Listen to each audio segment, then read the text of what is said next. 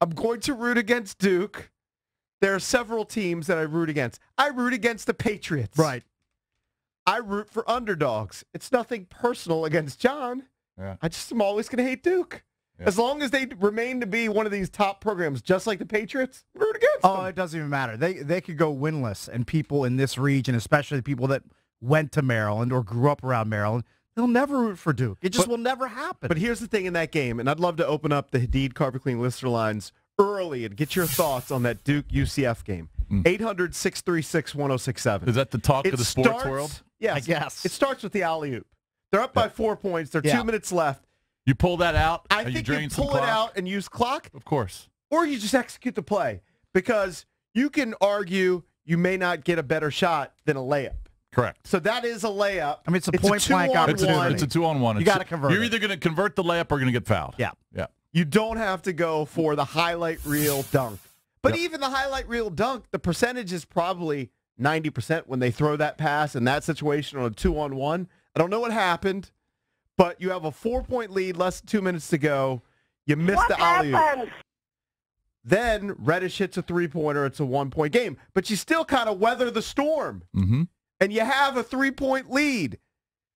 Duke has the ball with 20 seconds left. I'm screaming at the TV, foul the ball handler. Right. I've said this on the show for years. In the NBA, I never understand why they don't foul when you're up 3. And here, when you're up 3, foul the ball handler. Not Zion when he's taking the ball to the basket, because Zion gets the and 1. And you can argue it's an offensive foul, and I'm not going to disagree with you. I would even say it's probably borderline. Yeah, it just looked like borderline. it. And refs love to call that play, Right. especially if the kid is flailing or falls back on his ass, which is what happened. But he got star treatment, which, look, stars get. Right. Stars get star treatment. It happens. You know what? So Maybe he was a little off balance. And I officially there was have, definitely contact, though. I have Zion fatigue. I have it. I have a case of it. I'm 1,000%. Fun to watch. He's fun to watch. Fun to watch. I'm over him. Personally, over him. I don't think I would it's his not fault, shed a though. tear Well, you know what? had they been eliminated. Get used to it. I because understand. And guess where he's playing? He's playing right here down the street. Trust me, I know. It's going to be all Zion all the time. You're going to be seeing Zion highlights for 15 years. I understand. Yeah, no. I just mean him in a Duke uniform. I'm completely over that. I got Okay. I'm past it. Well, don't worry. You only have at maximum 2 weeks to see. It won't be long. And it's not his fault. understand. I think he's a nice kid. Oh, I think he's a great kid. I have fatigue. It's set in. You have the Zion play where he can tie the game. I think they should have fouled. They didn't, the ball handler, because Duke didn't call a timeout. They're dribbling around forever. Yeah. They didn't know what to do. Zion shot a 3, missed the 3. They got an offensive rebound, which, again, block out. So this is partly on UCF. Mm-hmm. Block out there, and you have a 3-point lead with the ball. And you're probably shooting free throws to go out. They get a rebound. Then again, Duke kind of unorganized. They get the ball back to Zion. He puts his head down and just goes right at the basket. They call the foul on Taco. He's fouled out of the game. Legit call. That was a legit call. He then shoots the free throw. Barrett pushes off. I didn't think the push-off was that big. Yeah, but it's called a lot. I think the guy sold it. To be honest, maybe. Again, block out. Use your body. Like, he was very willing. Okay, but the more egregious play was Delorier.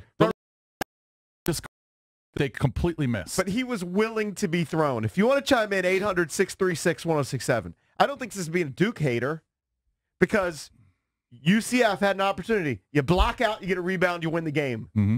Foul, you win the game. Yep. There's so many opportunities for them to win the game. Duke took it. And then you have the game-winning shot potentially. Just misses. Good look. It was a great look. And then you have a tip-in. Another good look. 2-point blank looks. I mean, you're not going to get better opportunities. That's why I tweeted I hate Duke, because the game was right there for UCF in so many ways. Central Florida should have won the game. They should have. Like you said, you pull that back out instead of throwing that high alley-oop. Yeah. Low percentage to me. And then you're going to get fouled, or you're certainly going to drain, another 20 seconds or so, and you're in a great spot to be up 4 there, maybe up 5 or 6. But you're coming back the other way, and Reddish hits the 3. It was, they got like 6 or 7 huge breaks there in the last 2 minutes. But it was a fantastic game. By the way, thank God for that game, because it was blowout city before that. I mean, just blowouts. Well, I will say this. I mean, there was a couple, the Maryland LSU game was for the most fun to part. watch. ugly games. But this is what you want to see, right? I mean, I know if you pick some upsets in your brackets, you're happy, but if you want to see great matchups, you want to see the top 4 seeds advance, and you've got that in 2 different regions. And then the other 2, you've got 3 of the top 4 seeds advancing. Yeah, it's ridiculous. 14 out of the 16 You're are going to chalk. see some great matchups Thursday and Friday. 14 out of 16 are chalk. Yep. It's nuts.